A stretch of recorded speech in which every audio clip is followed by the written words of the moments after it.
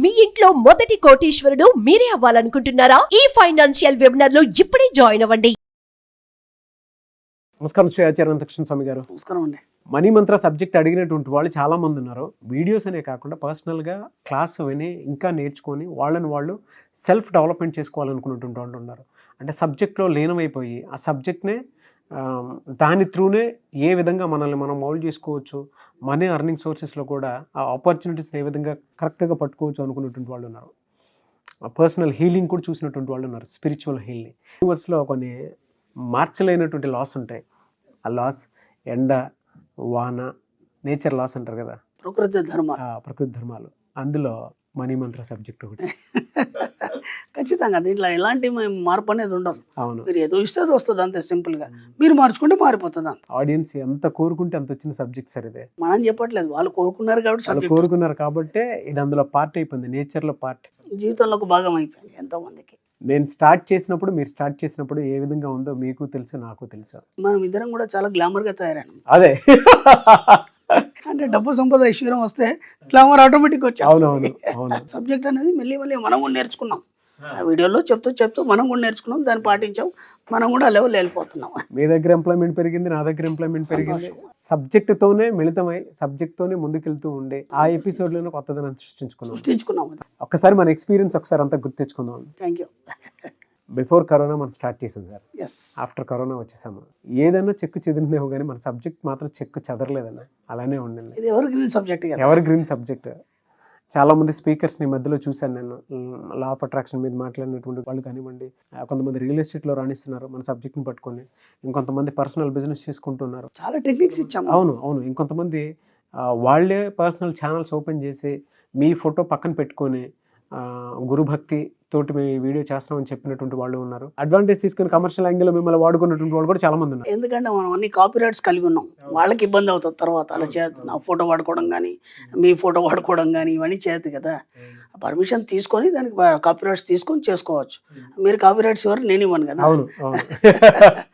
వాళ్ళకి ఇబ్బంది అవుతుంది, జాగ్రత్త ఉండాలి ఆ విషయంలో. ఈ మనీ సబ్జెక్ట్ పుట్టిన తర్వాత మీకు ఎక్కడ అలుపంటూ ఏం అనిపించలేదా? హ్యాపీగా ఉందండి, గ్రేట్ ఎనర్జీ. ఎందుకంటే డబ్బు సంపద ఐశ్వర్యం అంటేనే ఎనర్జీ. అది ఎప్పుడు ఏం చేస్తుంది అంటే, మనకి ఇక్కడ ఒక ప్రకృతి నియమం ప్రకారం ఏందో, మన శరీరంలో కణాలు అనేటివి నిరంతరం పురుడు పోసుకుంటాయి. అవి అంటే కొత్తగా రూపొందుతాయి. ప్రతి 11 రోజులకు ఒకసారి కొత్త కణాలు ఉత్పన్నం అవుతాయి. మరి చూడండి, ఇక్కడ ఒక చిన్న మీకు ఏదైనా డిస్టర్బెన్స్ అయింది స్కిన్ మీద, ఒక 11 రోజుల తర్వాత అది ఉండదు, మళ్ళీ మామూలుగా అయిపోతుంది.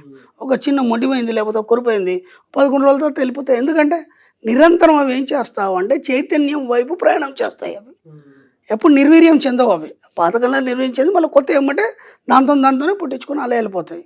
అలాగే ఈ సబ్జెక్ట్ కూడా అలాంటిదే. ఎంత మనం ఆకలింపు చేసుకుంటే అంత చైతన్య శక్తి అనేది ఈ లోపల పెరిగి కాన్షియస్ లెవెల్లో ఎప్పుడు కూడా నిత్య నూతనంగా యవనంగా ఉంటాం. అంతే. ఆ యవనం ఎలా సార్ అసలు? అది ఎలా సబ్జెక్ట్ ఆకలింపు చేసుకుంటే వచ్చేస్తుంది అంతే. దానికి ఇంకా కొత్త మనం మేకప్ చేసుకోవాల్సిన అవసరం లేదు. నేను కనీసం పౌడర్ పెట్టను, మీరు కూడా పెట్టరు. అవును. మరి ఇంత గ్లామర్ ఎట్లా వచ్చిందంటే సబ్జెక్ట్లో కాబట్టి. డే 1 ఎలా ఉన్నారో ఇప్పటికీ అదే. Thank you. ఇంకా 100 సంవత్సరాలైనా ఇలాగే ఉంటాను నేను.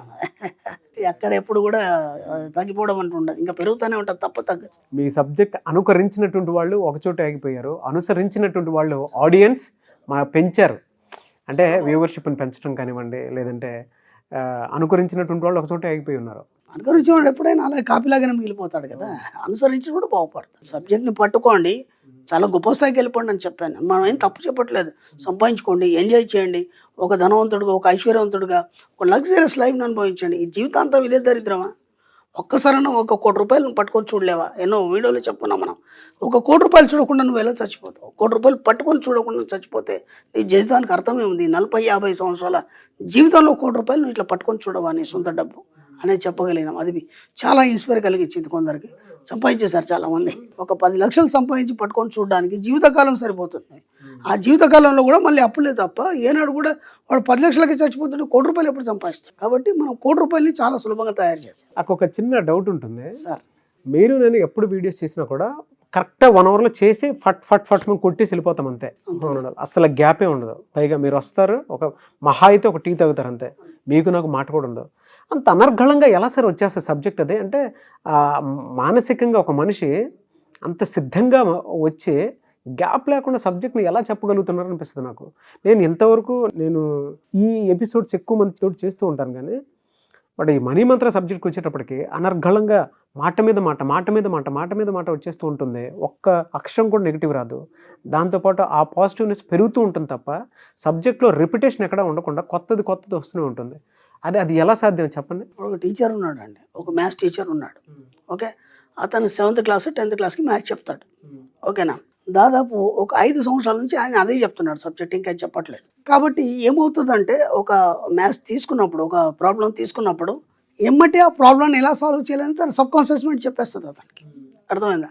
ఇది ఎన్నోసార్లు చేస్తున్నాడు కాబట్టి అది అలవాటు అయిపోయింది అతనికి. అలవాటుగా మరి ఏమవుతుందంటే ఆ సబ్జెక్టు తనతో మాట్లాడుతుంది. ఇప్పుడు నాకు ఇంకేం పని లేదు. నా పని ఏంటంటే 24 గంటలు సబ్జెక్ట్ని స్టడీ చేయడం, ఎక్కడెక్కడ ఏం మిస్టేక్స్ ఉన్నాయి వాటిని సరి చేయడం, ఎంత వీలైతే అంత సులభతరం చేయడం, ఇంకా దీని గురించి ఎన్ని ఎగ్జాంపుల్స్ చెప్పాలి, పురాణాల్లో ఏం చెప్పారు, లేదంటే సామాజికంగా ఎన్ని ఎగ్జాంపుల్స్ ఉన్నాయి, ఎంతమంది జీవితాల్లో వాళ్ళ యొక్క ప్రాబ్లమ్స్ ఏమున్నాయి, దీన్ని మనం ఎలా అన్వయించాలి మన సబ్జెక్ట్కి. నాకు 24 గంటలు అదే ఆలోచన. కాబట్టి మీరు నమ్మండి, క్లాస్లో కూడా చాలామంది అడుగుతారు, మీరు 8 గంటల క్లాస్ అండి, మార్నింగ్ స్టార్ట్ చేస్తారు, ఈవినింగ్ వరకు అంత స్టాండ్ బైగా నిల్చొనే చెప్తారు. ఎక్కడ కూడా ఏ చిన్న మిస్టేక్స్ లేకుండా ఎక్కడైతే మొదలు పెడతారో ఎక్కడి నుంచో ఎక్కడికో తీసుకెళ్ళి మళ్ళీ అక్కడికి ఆ పాయింట్ మీదకి వస్తారు. ఇవన్నీ ఎలా సాధ్యం అవుతాయని కొంత మన బాగా దగ్గరగా ఉన్న వాళ్ళు కానీ వాళ్ళు అడుగుతుంటారు. అడిగినప్పుడు నాకేం, మీరు చూడండి, ఆ ముందర ఒక 500-600 మంది ఉంటారు. మన ఆడియన్స్ ఇప్పుడు మన వచ్చిన క్లాస్కి వచ్చిన 500-600 మంది ఉంటారు క్లాస్లో. నాకు వాళ్ళు ఎవరు కనిపించారు, నేను ఓపెన్గా చెప్తున్నా. స్టేజ్ ఎక్కానంటే నాకు సబ్జెక్ట్ కనిపిస్తుంటుంది, అది నాతో మాట్లాడుతుంటుంది. నేను ఇది ఉన్నాను, నేను ఇలా ఉన్నాను, నా గురించి చెప్పు. నాకు తెలియకుండానే ఆటోమేటిక్గా ఆ సజెషన్స్ అన్నీ వస్తుంటాయి. అది ఎప్పుడు నీకు సాధ్యం అవుతుందంటే నువ్వు విశ్వంతో ఎప్పుడైతే అనుసంధానం అవుతావో ఆటోమేటిక్గా నీకు కావాల్సిన సమాచారం అంతా విశ్వం నీకు సమకూరదు. అంతే సింపుల్, ఇంకేం లేదు. బట్ గ్రేట్ సార్, ఒక నాలెడ్జ్ని ట్రాన్స్ఫార్మర్డ్ వేలో తీసుకువెళ్ళటం అంటే అంత చిన్న విషయం కాదు. వాళ్ళు చాలామంది ట్రాన్స్ఫార్మ్ అయ్యారు కాబట్టి మనం 500 వీడియోల వరకు వచ్చాము. ఈ వీడియోలో నాకు ఉండేటువంటి డౌట్, నా ఒక్కళ్ళకే కాదు చాలామందికి వచ్చేటువంటి డౌట్ అదే. అనంతకృష్ణ స్వామి గారికి అనర్గళంగా సబ్జెక్ట్ ఏ విధంగా వచ్చేస్తుందంటే, మీరు ఒక మాట అన్నారు కదా, ఆ లైన్, నేను అందులో జీవించాను కాబట్టి నాకు ఆడియన్స్ ఎవరు కనిపించరు, నాకు ఆ సబ్జెక్ట్ మాత్రమే నాతో మాట్లాడుతూ ఉంటాడు. ఇది చెప్పు అని చెప్పేసి అంటుంటున్నాను. పరిపూర్ణంగా సబ్జెక్ట్లోకి లీనమైనటువంటి వాళ్ళకే కనిపిస్తుంది. కొంచెం సైంటిఫిక్గా మాట్లాడుకుందాం. పిహెచ్డి చేసినటువంటి వాళ్ళకి తెలుసు ఆ సబ్జెక్ట్లో, ఆ థియరీలో, ఆ ప్రాక్టికాలిటీలో ఎంత నిజం ఉంది, ఏముంది, ఎంత చూపించవచ్చు, ఏం జరుగుతుంది, ఎలా జరుగుతుంది అనేటువంటి విషయం సబ్జెక్ట్ పిహెచ్డి చేసినటువంటి వాళ్ళకి. ఇది కూడా అంతే. 500 వీడియోస్ చేసినటువంటి మనకు మాత్రమే ఆ క్లారిటీ ఖచ్చితంగా ఉంటుంది. 500 వీడియోలు చేసాము, ఒక 2000 క్లాసులు చేసాము, ఒక దాదాపు ఒక 500 ఆర్టికల్స్ రాసాము. ఎన్నో రకాలుగా మనం ఎంతో సబ్జెక్ట్ ఇవ్వడం. ఆర్టికల్ రాసేటువంటి వాళ్ళు కూడా కొంతమంది పుట్టుకొచ్చారు కూడా, సబ్జెక్ట్ని డెవలప్ చేసేటువంటి వాళ్ళు కూడా.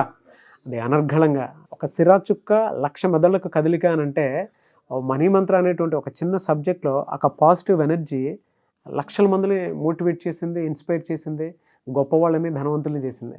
Only because of money Mantra subject అండి. నాకంటే కూడా నాకు ఇంకా సంతోషకరం ఏంటంటే, మీ మీడియా ద్వారా మీరు మొట్టమొదట నన్ను నమ్మి రాగానే కూర్చోండి ఏం చెప్తారని చెప్పేసి అట్లా కూర్చోబెట్టేసి, అప్పటికి నాకు కెమెరా తెలీదు, లైట్ తెలీదు, ఏమీ తెలీదు, అట్లా కూర్చోబెట్టేసి ఏదో నేను చెప్పేశాను, దాన్ని మీరు నమ్మారు.